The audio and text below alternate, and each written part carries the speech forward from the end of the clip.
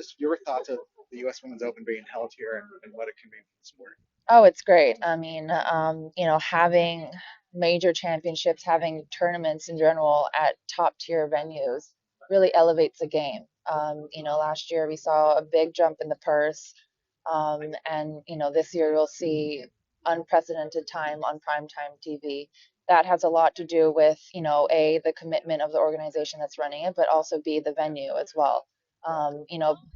The fans want to see golf courses that they recognize. They want to be able to, recognize the shots that we're hitting, recognize the course that we're playing, and we have to keep playing the same venues the men are playing.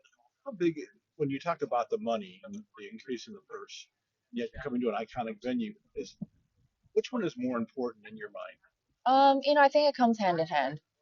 One happens without the other.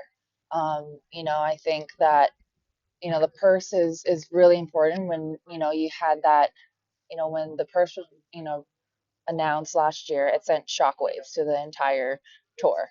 Now it's like, okay, now everyone has to step up. And it's just ripple effect. We announced that, or the issue announced that we're playing at Pebble. That sent shockwaves to everyone. Everyone now has to step up. And it sees commitments from these big organizations that really have a hand in elevating the game. And it's just amazing to see the commitment that the USGA and other governing bodies are making to do that. At the same time, the LPGA doesn't seem to be coming close to the same, anywhere close to the same numbers that you're getting these purses. And I mean, Mike, as commissioner, he said, look, I got 5 events that are big events. The other ones, we're going to see what we can do. But really, the 5 are the focus. Is that how you feel as well? I don't think so. As you all may know, I'm hosting the Mizuho Americas Open next month. That's a $3 million purse, commitment to pay for everyone's hotel rooms in New York City. We're playing at Liberty National, again, another iconic venue. That's on a major. So we're seeing more and more tournaments in the regular season really step it up. Really, ha deliver on the purses, deliver on the venues, deliver on the experience for the players and the fans. And it's not gonna, these changes don't happen overnight. Where we were now versus 5, 10 years ago, it's staggering. We're hopefully 10 years from now, when we look back at these interviews and these questions, it's going to be like, I can't believe that was said, and I can't believe where we are now.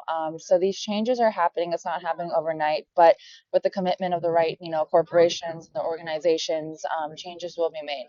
We're probably about 10 years old when Brianna Chastain was winning the U.S. or the Women's World Cup. Yeah. Did you follow that or remember that at all, or do you understand the gravity of what they Oh did? yeah, I mean, I understand the gravity. I think it didn't come until a little bit later. When I was 10, I don't think I truly understood. Okay. But it is just so iconic. I've gotten to hang out with Brandy a couple of times, through our Nike connection, and she's just such a legend, such an icon. I mean, what that soccer team did for girls and our confidence, and what we could believe we could do. If it wasn't for the women that came before me, if it wasn't for the Christies and the Brandys, I never would have thought that being a professional athlete could have been a career for me. Which time I spent staying, and what do you think her prospects are? Hey, shooting Oh, 63 out here. She yeah, likes it here. it's crazy. I mean, I hope she does really well. I mean, I'm her biggest fan. She's incredible. I've got to play with her in the practice round last year at Pine Needles and just blown away by her game and her maturity.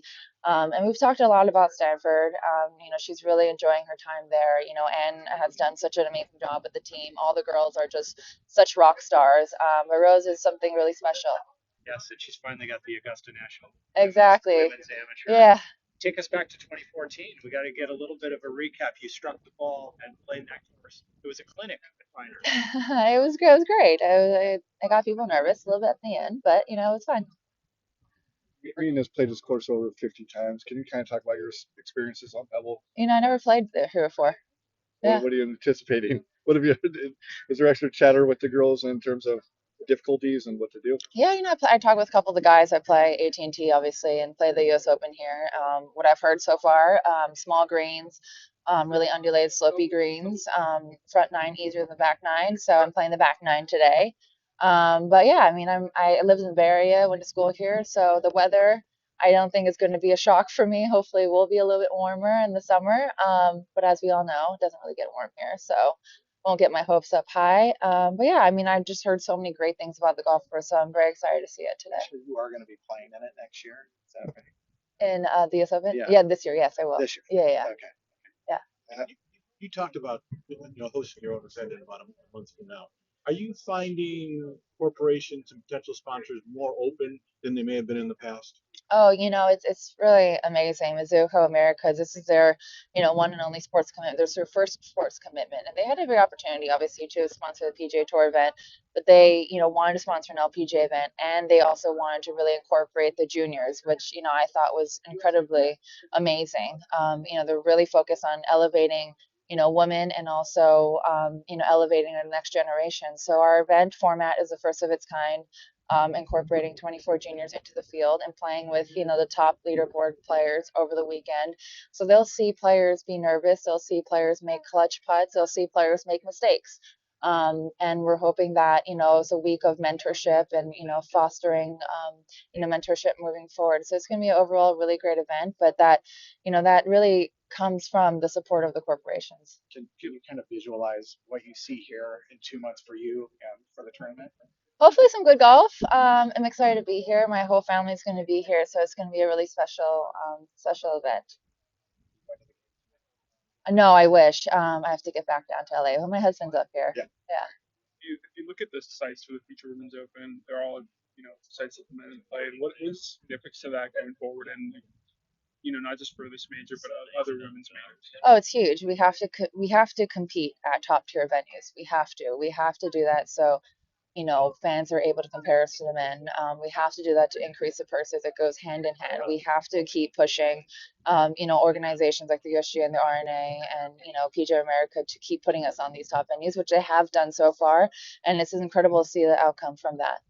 This is a weird question, but you having not played this, do you have a favorite hole out here? Is it number 7 or 18 or elsewhere? But, I know you've obviously seen this course on Yeah. TV. I mean, I think the iconic holes, are, I guess, popular. But I haven't played it yet, so I'll let you know after the round.